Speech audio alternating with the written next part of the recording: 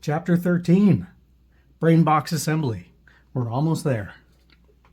First, from the last portion where we did the hang test on the TARDIS, we're going to want to remove the USB-C port and adapter from the box. Just push that out from the inside. Remove the front row connectors from the circuit board. And as it says in the PDF assembly guide, you can leave the VIN jumper, that yellow jumper, on the side of the circuit board in. You can leave the touch sensor attached to the board, as well as leaving the audio module in place. It says keep the TARDIS on its side. Right now I have it out of the way for us to finish assembling the brain box.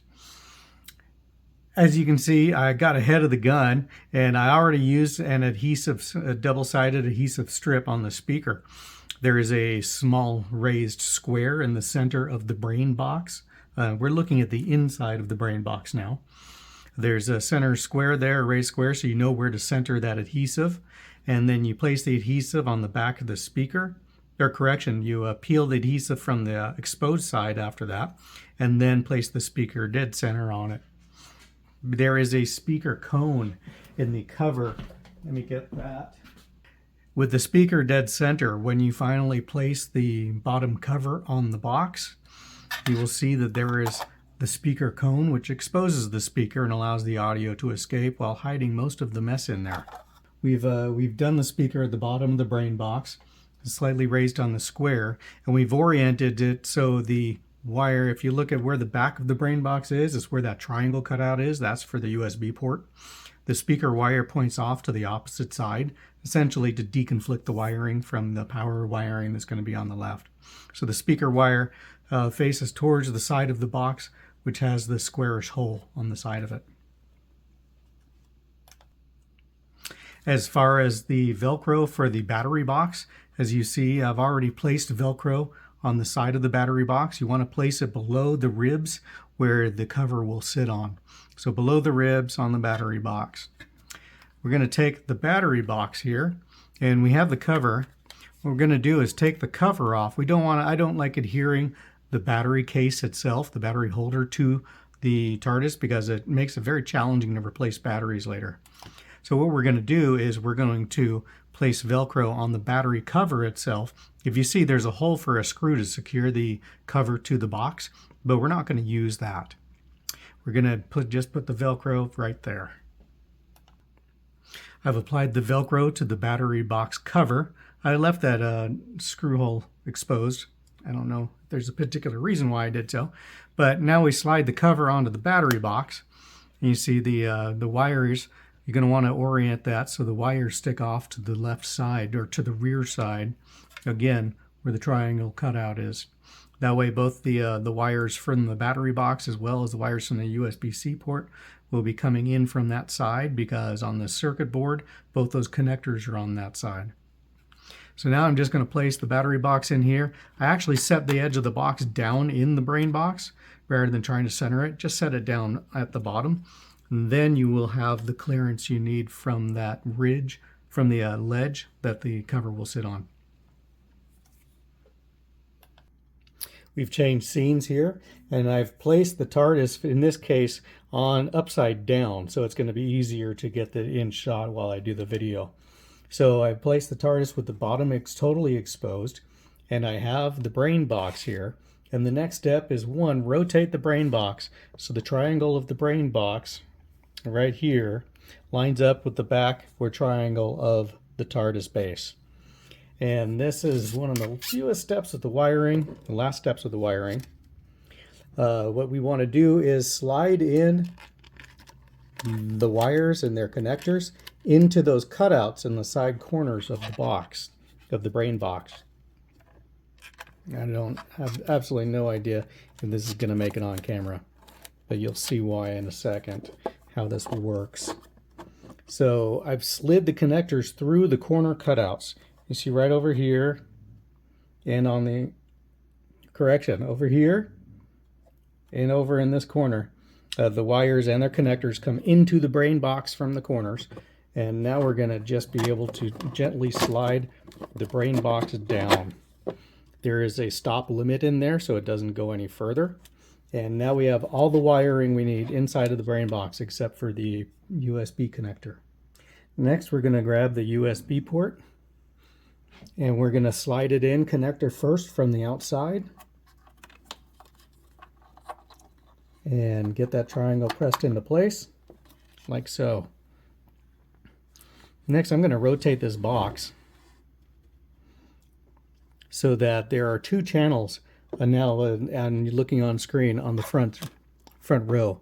Those channels are to mount the circuit board on, or rather slide it into. I understand you're looking at a lot of wires and you're looking at them close up, but this is one of the last things to do. Next, we're going to take the circuit board with the connectors towards you for access, and you're going to slide that circuit board into those plastic channels that are designed into the Brainbox to receive the circuit board. There we go. And there it is. The circuit board is now mounted inside the Brainbox, and I believe it's time to get our hot glue on. I just hot glued a lot of the stuff inside the Brainbox off camera, so it didn't make anybody sick from all the movement around there. So I'm going to try to lift it up here and see if I can center it on camera and show you some of the spots I hit. Down in here, I did hit the USB connector in its adapter. So I put some hot glue in where the wires are coming out of the adapter to make sure that the port stays secured. I also hot glued inside at the junction of the USB, the printed adapter, and the TARDIS base itself, so the adapter doesn't slip out. In addition, I've also trying to get it right in here. As you can see right there, kind of. Let me get something to point. Right down here, right there, I know it's blurry, sorry. On the wall, you see I've attached the touch sensor. That touch sensor is now hot glued. Here we go. I can't rotate this thing well enough to see. It's just a dab of hot glue on the round side, on the flat side, and press it against the wall. And the wires point down towards the bottom and then connect into the circuit board. In addition, I've hot glued the base of the DuPont connectors onto the circuit board so the touch sensors connectors don't accidentally slip off. And I've also hot glued, and the pictures will be better in the guide, I've also hot glued the top of the connectors with the wire connectors with the wires themselves so that the wire pins, the lead pins, cannot accidentally slip out of the housing. So everything is pretty darn secure now. Also, I don't know if you'll be able to see it, but I also placed hot glue at the junction here of the circuit board and the front of the rails that it slips into. And that keeps the circuit board secured. You can try putting hot glue on the other side as well, but that channel is pretty inaccessible. So I figure 1 point of hot glue for that circuit board. It's not going anywhere since it's already slid into those channels. Just one secure point on the channel over on this side, and it's good to go. You just want to make sure the hot glue doesn't interfere with the trim pot, the blue trim pot for adjusting the volume. I know it's going to be blurry, but you will also observe I did hot glue this Brainbox. I hot glued it in at actually all four corners. I glued the outside edges of the Brainbox to the base of the TARDIS while trying to keep the inside edges of the Brainbox clear of the hot glue so that I won't have any problem when I try to slip the cover onto the bottom to hide all the mess. And now that that's all secured so far, I'm going to go ahead and replug all of the connectors into their respective ports on the Brainbox, in the correction on the circuit board, and then do one final function check to make sure it works, and then I'll continue with the rest of the cosmetic applications. I finally put a cover on the bottom of the Brainbox, bottom of the TARDIS. The cover I have printed does well, some of these parts are from earlier prototyping, so they don't quite fit. So the cover is a little bit larger than the Brainbox itself. So you may notice it looks like it's bowed out a little bit. That's not a problem. In fact, I'm going to be gifting this one as is, and that thing won't pop off. Once you place the cover on, it locks the brain box into place. So the brain box itself is not going anywhere once that cover is set on there. Definitely for all the models that are shipping out, or at least for the model files that will be downloaded. And one other thing to note, you see a wire sticking in there. You can just take something and push the wire to the side to hide it. It's a bit of a wiry mess in there, so maybe a little fussy getting those wires out of the way. But as you see, it's a fairly nice clean look on the bottom side, hiding the disaster inside the brain box. If you try playing, if you trigger the box when it's on battery power without the lid on, it will only play for about 1 second and then it will stop. That's intentional so that if the cover is not replaced on it, it doesn't end up draining the batteries. So if you try testing yours and it only plays for a second and then stops when it's on battery power, just remember that the lid has to be on there for it to play properly all the way through its cycle, as well as the lid being rotated so that the 4-pin pogo connectors do in fact mate against each other. So if your rotation is wrong, it's also not going to play properly. So one of the last steps in this section right now is going to be placing the gel feet. As I do mention, don't try placing it on the outside corner. Place it a little bit closer to the inside where it will still clear, well, where the cover will still clear it coming in and out. In fact, I like to make it so place the gel feet just outside of the brain box corners so that the brain box can also be removed if necessary later on.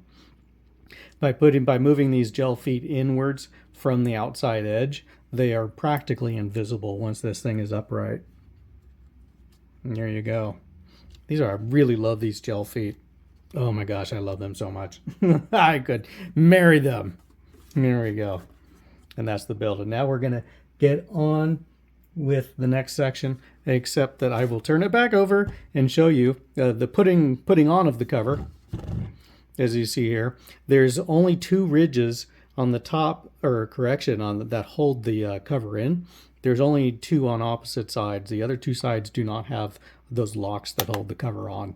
That's by design. That way you can reach in with your finger and only pull up and flex that cover in one plane. That was a great development. Removing the other 2 opposite ridges that retain the cover. Once I only had 2 of them on there, everything fell into place perfectly.